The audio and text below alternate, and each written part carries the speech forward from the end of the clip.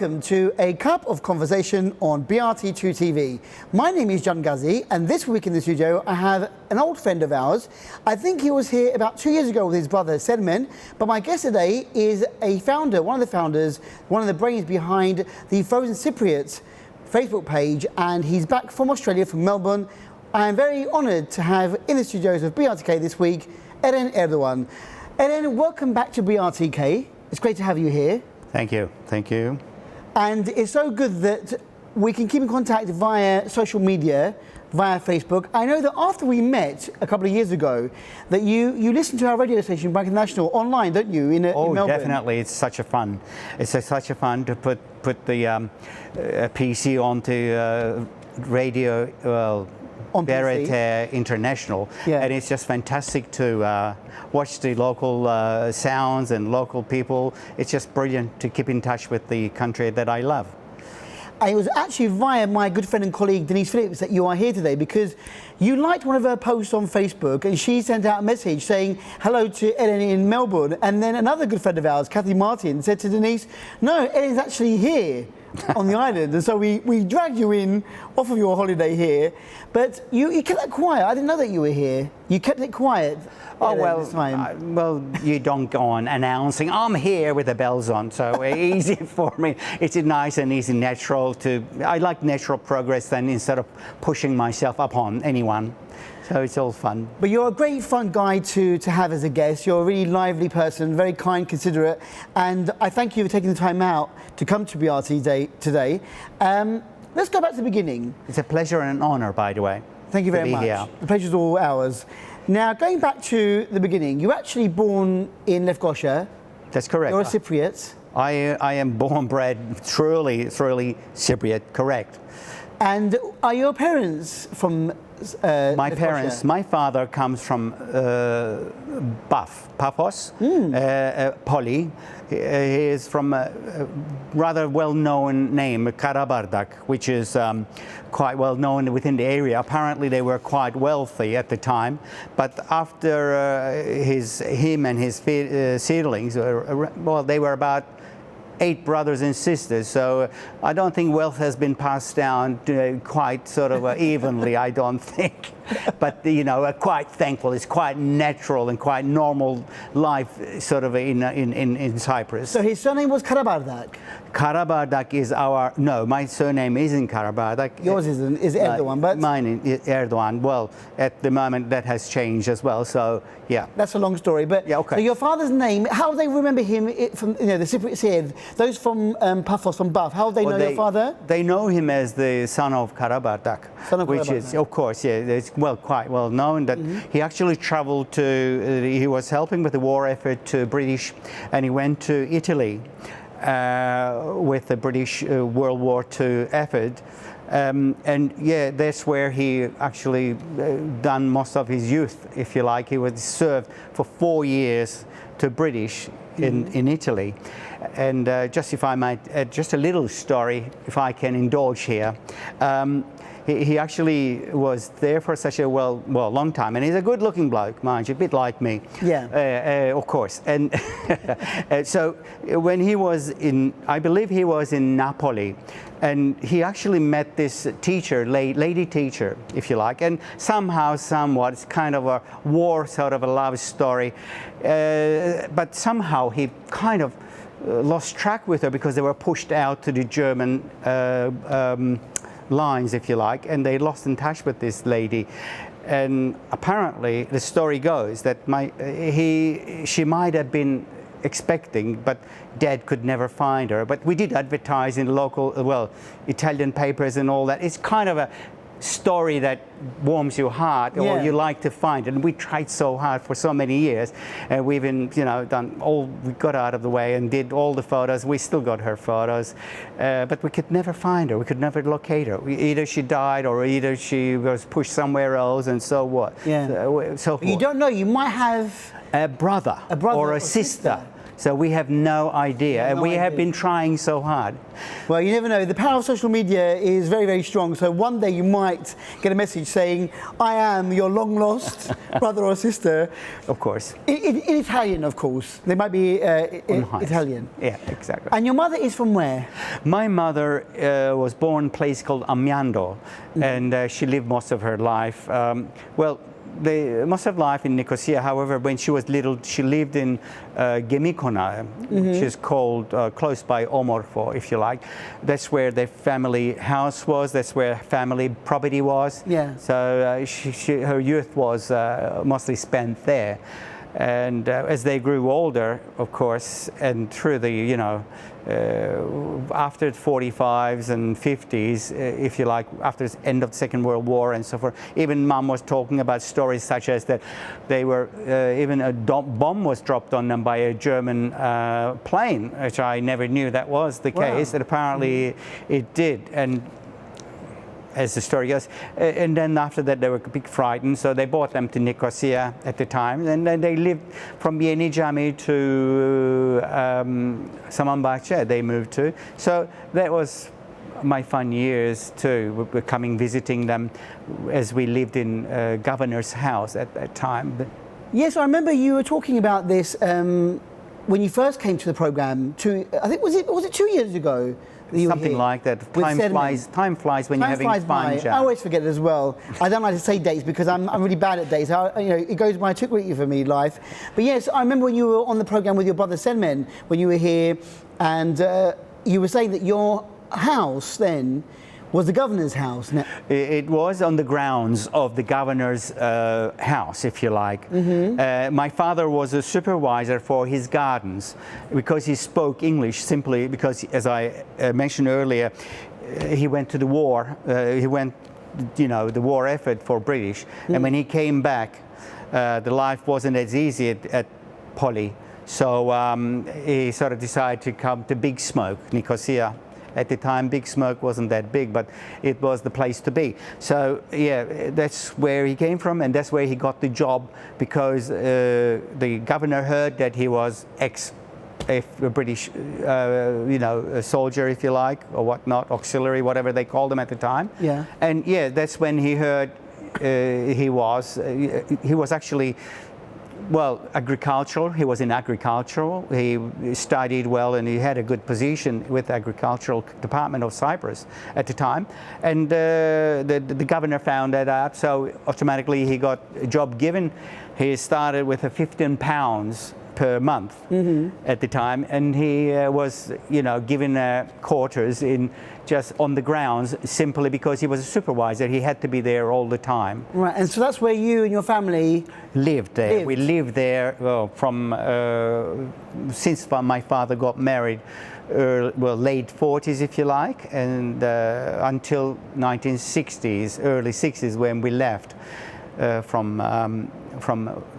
the governor's house. Right. It was taken over by, obviously the current, at that time, the current new president of the Cyprus. Yes, correct. It was very fond memories of the place. Yeah. And very fond memories of our neighbors.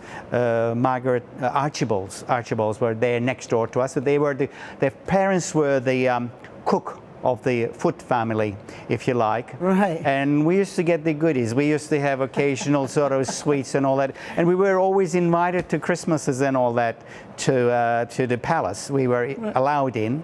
And because my father was if you like, a caretaker, well, that was a big thing. A big thing then. Oh, yeah, of course. Very good position.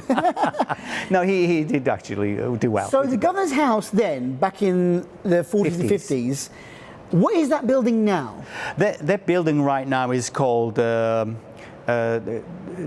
current, no longer, what is it Presidential called? Palace? Presidential Palace. Now it's the Presidential Palace where the current president of Cyprus lives. Yes, I had the chance to visit there a couple of years ago with a very, very kind man that Polis, his name is Polis. I can't make out his surname. They tend to be something Fafatopoulos, or I couldn't make up. I'm sorry. Lovely, lovely men. They were from Karmi, yes, but they're currently living in Lefkoşa. And yeah, he made it possible for us to go and visit, whereas, you know, it was kind of a place that it's no zone, because you're so close to the president, and it's always, you know, awareness of what could happen, who's are these people, and so forth. But why are these people coming and claiming that they used to live here? Exactly, and I was fortunate enough to go back there and look at the all these the old memories, and the gardens were there. Well, and the house was there, but the gardens weren't as English gardens anymore. I mean, orange orchards and grapes, wines, and all. It was all there. It's still there, and somewhat they have shrunk the place, or did it seem smaller to me? But it was interesting to go back there. But Eren, I think that is the claim for everyone, that when they visit their childhood homes after leaving, everything seems so much smaller. Because I think when you see it via a child's eye, obviously everything's, you know, all the adults are tall and the buildings are big, and then when you return and you think, oh my God, is this it then? This is where I used to live. And then I think when, as an adult, when you return to a childhood home, everything does seem a little bit smaller than it was. I think we can all identify the size of the places, yes. But it was so interesting to walk into my little bedroom, or well, our bedroom. Myself and my siblings were in one room, and Dad and Mum was another. And we were lucky enough, my dad went and spoke to the governor saying, hey, we need a bathroom, you know. It was one of those ones that outside, you went outside. Sorry, I don't want to talk about bathrooms now, but it's kind of thing interesting. And within about a week, we had a new bathroom and a new toilet and new bathtub, and we were wow. It was kind of all new. It was all exciting. It was fun. But Archibald people, we found after. We were talking about memories of my father being Italian. It was more interestingly, we lost in touch after 1960s. The Welsh family that lived next to us, they were cook of the Foot family, Hugh Foot family. We lost track with them, and I do remember until today that I was young, but I remember it sitting on a ledge somewhere, watching these lorries getting filled up with people, all their belongings and everything, and they were taken away, and we were hurt to see them go. Yeah. We loved them so much. However, where I want to get to, the point I want to get to was, we couldn't keep in touch with these people until the Facebook, my Facebook that I created, or our Facebook that we created. The Frozen Cypriots page. The Frozen Cypriot page I have started, that we actually put it online, and it actually somehow, some way, somebody knew that, and we actually, it was my brother's doing actually more than mine, Sermon's doing, that he actually wrote to every ex-servicemen's children and so forth, and we knew their name as Archies, but it wasn't Archibalds. They were Archibalds. We didn't remember, of course, naturally. And we went through the books on the archives and found it was Archibald. And then we kind of, as you eliminate names off the telephone book, if you like, or internet today, we wrote to every one of them. And Margaret Archibald was the first person we got in touch with, and then surely enough, her brothers, and of course they had another sister, Joyce, which passed away since then, and brother Robert and Tim, we used to call him Tim at the time, we got in touch with them, and we are still constantly in touch with them. It's fantastic to find them again. Amazing, isn't it? What a nice story. Oh, yeah, about 60 years later. I mean, well, it's such a long time. As I said, the power of the internet, Eren. The power of the internet, the power of everyone coming onto social media, and wherever you are in the world, you can just be, just one button away to saying hello and, messaging each other. Fantastic. So after the governor's house, when you left the house there, did you stay in Lefkoşa? Did you go to another location? Or when did you leave Cyprus? Because we're now going to get to your story where you actually leave the island and go to Australia. So take us from the governor's house. What happened next? The government house, I might make mention of perhaps, but I will.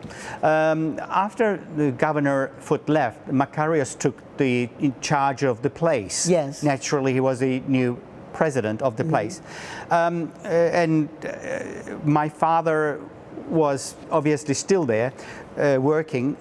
And they used to have these prisoners from the central Nicosia sent to the governor house to do, labor jobs, and they were volunteers from the jail, and they were kind of nice people, obviously. And at the time, story goes that one of the prisoners finished their term and left. However, in 1961-62, he came back to extend an invitation to my father that his daughter was getting married. As you know, it's the kind of cultural thing that you got to give invitation to every person that you know, sort of thing. Most of us today kind of look at it and not another one kind of thing. But yeah, at the time he handed over an envelope to my father, and Makarios saw this, and so he was sitting on the balcony of the governor house, and he saw the exchange, and about a week, sort of within a week, we were gone. Thinking that was, apparently he thought that was that the orders from the, Turkish side, at the time the EOKA and Temete was happening. I don't want to go there, but it was kind of interesting to know how he left. We left within a week, which he felt that was, we would be, safer in a sense. However, I remember Makarios, my mother was doing a part-time job collecting all the dead flowers, as British keep their gardens immaculate. But after the British left, within time limit, Mum kept that little job on. But one day Mum was clipping all these dead flowers, and the Makarios approached. I do remember as it is today that he came along and he spoke to me he spoke to me in Turkish. I remember it so distinctly. And asked my name, and I repeated my name. My name is Eren, and he tried to say it with a thick Greek accent, obviously. And then he picked me up. I was a young little fella, and he sort of kind of liked me, and there was a kind, gentle person, which was no harm done. However, going back to the story, we were sent to work elsewhere, which is today's botanical gardens, they called, right opposite from the hospital, right? The Nicosia Hospital, known as PAS, and right opposite from Nicosia Hospital was the Botanic Gardens, where my father, because he had a high position, he was sent as a supervisor to these gardens to monitor that. We kind of settled there. Dad's job was there, so we settled in Tanziminat Sokak, which walking up from Bafos Gate, just a further up, and you walk through the Armenian Quarter, and you were just about there. As you know, Nicosia isn't that big. So I do remember walking along and taking my dad his lunch in a little flask, which had a stack of 3 little containers. Mum used to make me walk that way, so I used to go and take his. Fond memories. But from the Tanzimat Sokak was, it's our first stop. And then Dad thought, no, I can't keep paying rent, which was rental property. And it was paid by Makarios, mind you, I believe. Oh, I'm led to believe. So Dad found a little place, which is in Mahmud Pasha Sokak, number 50 Mahmud Pasha Sokak, which we were to be for the following 10, 15 years, so something like that. Yeah. And that's where we lived most of our youth. Well, after the governor house, that's where most of our childhood was spent.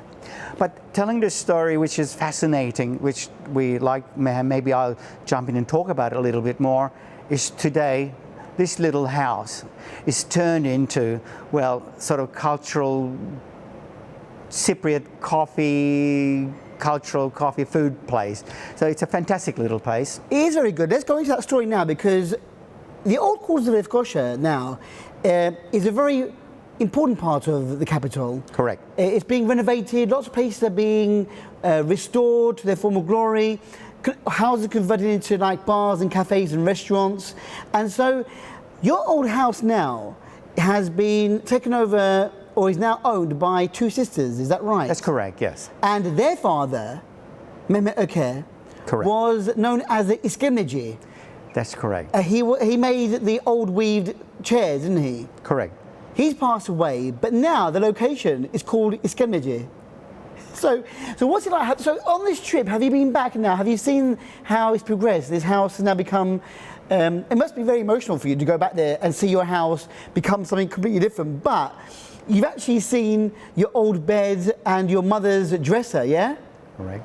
That's correct. That part is, it's amazing. It's fascinating to be able to relive your childhood back to come back to life. Yeah. I actually, I knew of that there was going to do something with it, but Melosh and Gülfer Öke, which is the daughters, of course, of the Mehmet Öke, which was, of course, a neighbor kid, which we were very close friends. Mm-hmm. Well, as in Lefkoşa, we weren't really friends. We were more like brothers, as we lived in the same street, or we played together, and you know, we got up to all the mischiefs and all that. So, yes, Mehmet was now no longer with us. Yes, he left this little place to daughters, and daughters' mother apparently is the one that pushed behind it. The mother, Neshe, her name is Neshe. Mm-hmm. She was the one that behind the whole idea, wanting to open this cultural cafe, if you like, that cooked the local cuisine, Cypriot cuisine. And apparently it has been hard going for them, for the mother to push the daughters to do this. And now that they've done it, and they have turned the place into to its former glory, if you like. Yeah. It's absolutely beautiful. I went in there the day, actually the day before they opened, I walked in and I sort of, you know, it's amazing to walk in a place that you've been before and you remember it as it was, and they actually returned back to its glory. Really? It was amazing to see it. Everything was in its place. Maybe it was even furniture so similar. Some of them the same, some of them were similar. But when I walked in there, I sort of felt my chest got really sort of choked up, if you like. Yeah, emotional. Very emotional, and even talking about it today, it touches me. Yeah. It was a 2-story place with 3 bedrooms, and walking upstairs and going into my room and looking at the, you know, my bed, my own bed was there, and I was just kind of taken back, and thankfully I was by myself. Yeah. And so I walked from room to room, and in excitement, in joy, in, you know, emotional. It was reminiscing memories just hitting you, flashing as, you know, Star Wars movies. It's all these stars coming at you, all these bombers coming at you. It reminds me of that. Anyway, so to speak, I went room to room, and actually when I was I couldn't stay there too long because I knew I wasn't going to be able to hold it. I wasn't going to hold it together. And I walked downstairs kind of quickly, if you like. And the lady that was downstairs, she said, "Well, what do you think?" with this Australian accent. As I'm from Australia, I recognize the accent. And I just couldn't talk to her. I just had this lump in my chest. I thought, oh my God. I just hit my head. I said, that's all I did. I couldn't talk. And I had to walk away. Yeah. I had to walk away, and it took me a while to come back in there. Now what they did, the girls done a clever thing. Yeah. They not only the front of section is there, but they joined the neighboring house that opens into Samanbahçe, which is absolutely beautiful, beautiful, you know, idea. Now they got the tables and chairs outside, and you are actually sitting with the locals. Absolute Cypriot locals, and this is amazing to see neighbors sitting there and peeling the molahia or peeling their beans, or, you know, they getting ready to cook their, you know, lunch or dinner, whatnot. It's absolutely a cultural sort of moment when you go there. It's incredible, and the same smells are there, same smells, the same sounds, the same thing. Lots of good memories. Oh, lovely. When you walk down that street. Yes. And go into that house. Yes. Now İskemleci. So after İskemleci, or after your old house, which has now become İskemleci, what happened then? You went to, as you know, we can all tell from your accent, you are now living in Australia. I'm an Australian. Australian from Melbourne. That's right. I'm a Turkish Australian. Do you like the way I say it? Australian. Over 45 years you've been there. That's impossible. Right. You're only 48 to be exact. That's impossible. You're only 35 years old, aren't you? I'm hitting on 35. Yeah. So Eren, what happened to your family to make them leave, or why did you leave for Australia? Well, sadly enough, late, say, 60s and 70s weren't kind enough to Turkish Cypriots, as we all know.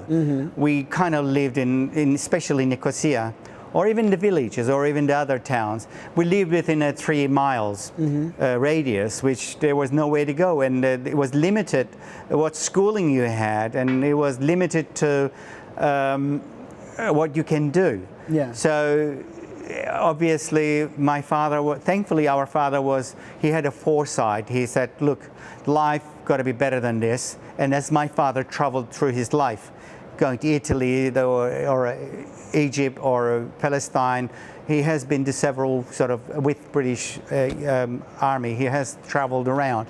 And with that in mind, he sent us he said to us, look, you will have better life, go and make something of yourself. That was the words he said.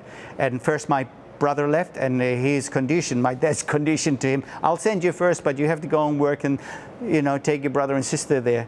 Sure enough, he went, but yeah. That's how it became.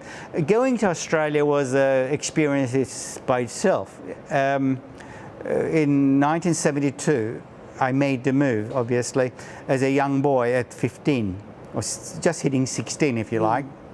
Landed there 9th of August. And it was a kind of a mild winter morning that I landed. And it was kind of the trees were different, the birds were different, the sounds were different, smells were different. Yeah. And just this vast open spaces, which we were traveling in the taxi to get to where we were going to when I got picked up from the airport. And it was kind of I was waiting to couldn't drive that long and not pass checkpoint. I was just fascinated with that, and I was saying, where is the checkpoints, to my sister in the car. That's what I was just fascinated with. You're so used to checkpoints and everything. Yeah, that's all. And we were going miles, and I was thinking, well, we only had that much now. Where on earth are we going? Yeah. So yeah, that was one of the first experiences. A big culture shock probably for you. Oh God, yes. Yeah. It was From a small island to a massive island, yes, like Australia. Oh, amazing. definitely. You've had a good life there. I know that you were involved with fashion. That's correct. You're a very stylish guy. I like what you're wearing today as well. Thank you very much, Eren. And you are now retired, and you have the chance to come back and forth and spend time in Cyprus, in Europe, enjoy your life with your lovely wife. And let's talk about Frozen Cypriots, because this is the reason why we met originally 2 years ago with your brother Selman, because Frozen Cypriots, congratulations, now has reached the mark of 10,000 followers or members on Facebook. Yes, which is amazing. Yes. Frozen Cypriots, how did that come about? And let's point out that Frozen means bringing back frozen memories of Cyprus. Correct. Not isolation, but frozen, because you like to recall your old memories, old photographs, old stories of what happened in your childhood or what happened back in the 40s, 50s, 60s, 70s in Cyprus. So you're bringing together everyone that has an interest in Cyprus, maybe memories that are frozen in time. But come and tell us about how it all began. Okay. When one lives away from home, it's actually, obviously you reminisce the places, sounds, food, that everything is involved. You ask any of the current people that immigrate here, or perhaps they come to study here and so forth. They all miss that.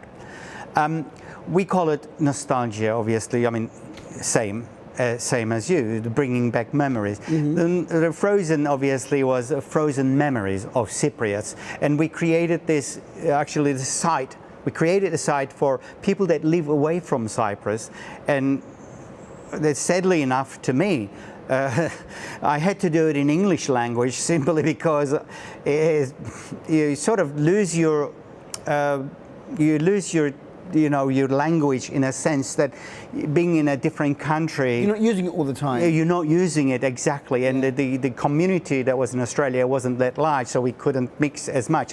But talking about Frozen Cypriots, I wanted to bring back the memories of that everybody with that I lived, and people like me that lived. And it was funny enough to see there were so many alike people, the way I thought, the way I see, and the way so forth. It was great to start that, and I was lucky enough to have admins that actually loved the idea.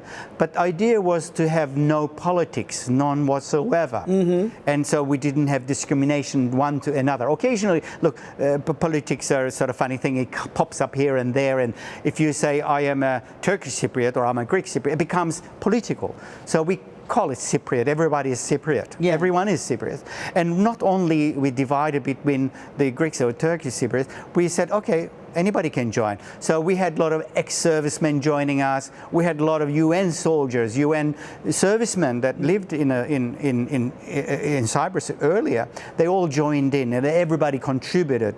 We have people from Denmark to Finland to Sweden to all these soldiers that served here, and they have actually contributed so much that the photographs we never seen and nostalgia we never forgot, and they have brought a lot of value to it. And yet you have on the other side of the token Brits that lived here in 1950s or even 60s. That you had these people, and they're still here. These people are here, and they live here. So that was interesting to sort of open this site, and interesting to see how many and what kind of people involved. And we become more of international than either one or another, or we have now Italian admins. We have, and well, as Cyprus was, ruled by, if you like, the Venice, and yes, and with a lot of connection between that as well. And I have traveled to Venice, and I was fascinated to see the same things or same little lions, if you like, that actually today stays in Famagusta. The same lions, the same scriptures, and same thing like the Venetian column in Nicosia. Same architecture. Exactly, same architecture, same names and the same placards under the column, and it was fascinating to see all that. So going back to admins and people who help with it is especially, I must mention the name of Ismail Veli, which is if you like, the brains behind the history that he has. He's a very popular guy. Oh, he is amazing. He actually done his doctorate on Cyprus, and especially he's from Regina up in July, and he has done amazing job of that area, and he knows everyone that's been through, and everyone is there, kind of thing. Yeah. And he's gone back to, I believe he's gone back to 1500s, and he still digs into Ottoman Empire's archives, and he's still pulling out things, pulling out information that actually is such an incredible and amazing wealth of knowledge this man has. And we were also lucky enough to have a lady called Wanda Forrest, which is a lovely, lovely lady that actually digs into archives, find which soldier went to where, and the names of the Cypriot soldiers, and so forth, so forth. Because of her, we even received my father's medals. We never knew he had given medals. No. Yes. Amazing. Yeah. And so forth. It's just a fantastic group of people. And of course, I don't want to go without mentioning the others, but there were a lot of people contributed to come here. Me, myself, I contribute daily, which I find it gives me joy, obviously, and keep it interesting. So when you say contribute, what type of things are actually on the site? What do you do? Would you upload photographs? Do you, how does it work, the Frozen Cypriot site? Are you inviting people to share memories, photos, stories? Correct. What's it about? Correct. Well, obviously we are about history, nostalgia, culture, current. We involve it all in. We're very interested in history and culture. And within that sort of perimeter comes the Cypriot women, how hard they work. Then it comes into today's life. It comes today's architecture, which I love architecture, and I mean, it's probably people will notice that I put a lot of architecture in there because architecture interests me greatly. Yeah. We will talk about Arab Ahmet perhaps a little later. Yeah. Or just going on to talk about, overall what Frozen Cypriots do is, in a nutshell, we try to bring nostalgia into it, the retro photographs. We have Greek weddings, Turkish weddings. We have multicultural side of it, as well as English, people bringing their old photos from 50s, and everyone is welcome. Yeah. It become a sort of nice blend, if you like, and I enjoy doing it, and a lot of people that they're enjoying it, whatever part of the divide they come from, and they contribute lovingly, wantingly, which is fantastic, and they know there is no politics to talk about. And if they do, and sometimes obviously you get the bad apple, they try to mouth up about this and mouth it, but sadly enough, they have to go. Yeah. Because that's the attitude, you're not welcome kind of thing. But most everybody's time, welcome. Everything is welcome. Any subject related to Cyprus, past or present, everyone's welcome on Frozen Cypriots.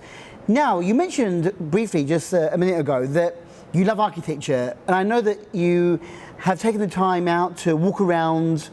We've spoken about your old home becoming a new restaurant, bar, a social place. Very good to keep that alive. But you've also taken some time out to go and see old buildings. Correct.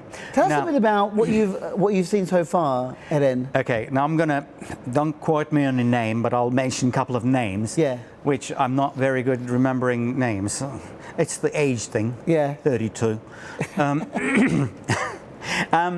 Other day I love the Arab Ahmet area, but like Arab Ahmet, of course, before I go over this, talk about what I want to say, there's a lot of other areas which I actually traveled yesterday. I went around yesterday, like Tahtakale or Ömerge area, or places like that. It's full of history, and it's as beautiful as Arab Ahmet. It's as beautiful, some of them, least as beautiful as Arab Ahmet. But one got stuck in my head is the one in Arab Ahmet. I was actually visiting the Armenian church, which in a nice, it's a lovely, it's been renovated, it's nice and clean, and it actually has its own guard that full time. And to walk in there, I looked around. I mean, in churches, to me, a church is a church, and I looked around, and I do enjoy them, looking at the architecture as you do. Love the arches and so forth. But when I walked out of there, the person that I was with started talking to the guard and so on, and it took my notice, this 3-story building, the yellow building, which John might post that. You might post that later on. It belonged to a family. It actually was built in, don't quote me, but I think it was 1833. I think we'll perhaps get the right date on that, by Armenian people. The 3-story. It was the first hotel in Lefkoşa, in Nicosia. It was owned at the end. It was owned by the family called Sultanian. Yeah. Sultanian, or Sultanians, if you like. I'm sure you will post that photo. We have a picture, yes. You're sending me some pictures of the of the building itself and everything. And so you're looking at architecture, learning about the history. I mean, the very first hotel in that area, you're saying. Correct. Amazing. It's amazing. And so you're enjoying walking around. Finding out, learning, digging in, and the minute I posted this particular photograph, I had all the information coming. This is the beauty of Facebook. This is the beauty of Frozen Cypriot. Information flew in. This is such and such a place, and this is what it's about. This is when it was built, and all this information flows. And without you wanting to learn, you learn something, and it's so interesting to really hit the nail right on its head, and you find out about these places. And there's a lot more places like this, and it's fascinating. Last time I was here, I had the walk in front of this doctor's place in one of the streets. Kamil Pasha, or anyway, along there, Dr. Rasim place. And I sort of, because I looked into it, I found such a massive history about this man. And he was a doctor. I read about his life and so on, and I passed on. And I'm in progress still writing. I want to add more to it to write my little own, travels, about my travels and about these interesting people.